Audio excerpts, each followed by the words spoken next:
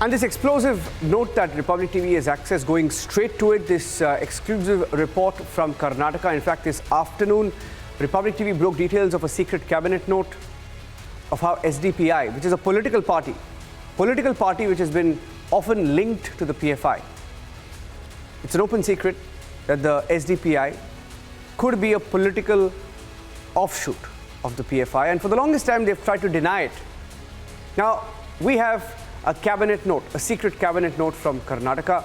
It appears that in 2020, when the country saw violence in the name of religion, when there were CAA riots, violence over NRC, and issues that were picked up, including the Ram Mandir. Now, all of these issues were clubbed together, and some outfits like the PFI tried to cause disturbance across the country. It appears that in August 2020, when the violence took place in one such area in Karnataka, this was DJ Halli in Karnataka, the SDPI's role has emerged. During the course of the investigation, it's been revealed that the accused persons linked to the SDPI conspired with each other to form an unlawful assembly to protest against the decisions of the court and the government. They decided to revolt against the state, that is the Union of India, and they formed a terrorist gang, is what this cabinet note shares. Let me go across to Prajwal, joining us with the details of this cabinet note on the SDPI. Prajwal, PFI is banned, SDPI is not. What do we know about the role of the SDPI in this terror plot? Or at least they're calling it a terror plot, right? Absolutely, Niranjan. So far, the details which has pointed out to the fact that there was a magisterial inquiry which was conducted by the Bengaluru DC, Dayananda, and also there were mainly 3 investigation agencies who went about with this entire probe. First, it was the KG Halli and the DJ Halli police, within whose limits this entire violence took place on the 11th of August. Later, the case was handed over to the CCB, who pointed out the role of a former corporator, a Congress corporator, Sampath Raj. But only when the NIA stepped in did they clearly go on and notice the fact and also established information as well as clues to the fact that the SDPI was directly involved in it. The key findings of this particular cabinet note, which has been released by the government of Karnataka 10 days later, which was submitted to them on the 22nd of December in Belagavi during the session, points out to the fact that the SDPI was directly involved in the riots. It was a pre-planned plot by the SDPI, and Muzammil Pasha, who is the Bengaluru secretary for the SDPI, had a larger role to play in it. They had come well prepared, and this was not only regarding a Facebook post, but they also protested against the Ram Janmabhoomi verdict. They also protested against cow slaughter and triple talaq as well.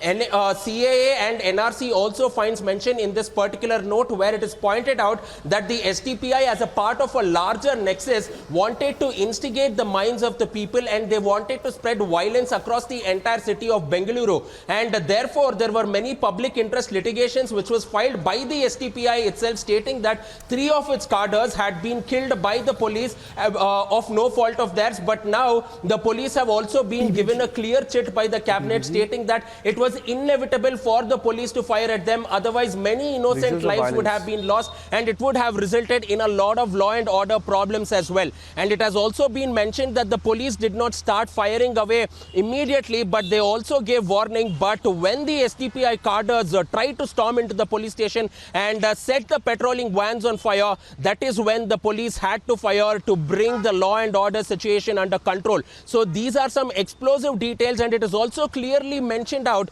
that the SDPI has involved in acts of terror. So this has been clearly mentioned in page 2 of this cabinet note over here, and this is something which is shocking. And in the meanwhile, the BJP is still maintaining the fact that they want the SDPI to be banned completely, because this is one organization which has now and again gone to fund the now banned PFI outfit and also the Campus Front of India, and the SDPI's role even during the hijab, even during the hijab verdict, when the unrest broke out in Udupi, was also pointed out. Now the BJP largely claims that the SDPI is not a B team, and they want a clear ban on this, and this cabinet note which has now been released is a proof of that, Niranjan.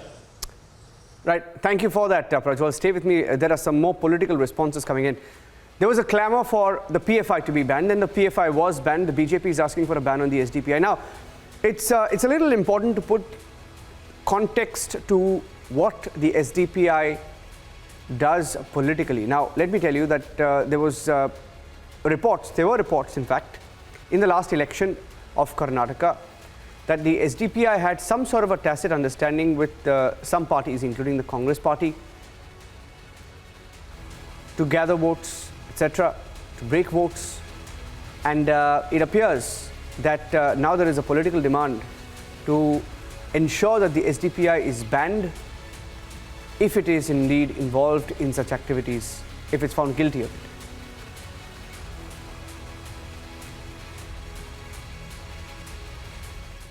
हम पहले भी आरोप किया था उसके बारे में, वो लोग प्री प्लान करके दंगा किया।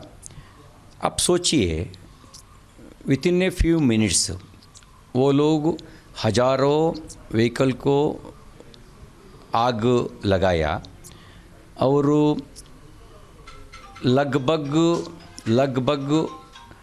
20 घंटा कंटिन्यूसली दंगा किया। ये अचानक ऐसा कर सकता है क्या? प्री प्लान्ड आई तो ऐसा कर सकता है। ऐसा किया प्री प्लान की वजह से। हम पहले से बताया SDPI PFI उसके पीछे है। आज सबूत मिला। ये सही समय है SDPI को बैन करना ही चाहिए। वो लोग दंगा करने के लिए भारत को 13 टुकड़ा करना, उसके गैंग के साथ मिला करके ऐसा कर रहा है। बैन करना ही चाहिए। मेरा निवेदन है, रिपोर्ट भेजना, बैन करना। वो लोग को CAA के बाद, कब CAA इम्प्लीमेंट किए उसके बाद हर दिन हर मुद्दा पकड़ करके दंगा करने के लिए कोशिश करते रहे। उसके वजह से वो लोगों को अचानक एक मौका मिला, प्री प्लान के जैसे काम किए, आग लगाया। ये सही समय है बैन करने के लिए मैं भी निवेदन करता हूँ। दूसरा, आप सोचिए, राम मंदिर के बाद, राम मंदिर निर्माण के बारे में कब जजमेंट मिला, उसके बाद राम मंदिर के खिलाफ बीच में अलग अलग मुस्लिम फंडामेंटलिस्ट बोलते रहता है। मुस्लिम्स के अंदर एक अनरेस्ट पैदा करने के लिए कोशिश कर रहा है। उसके वजह से ऐसा किया है। ये सही समय है बैन करने के लिए। मैं फिर एक बार निवेदन करना चाहता हूँ बैन करने के लिए।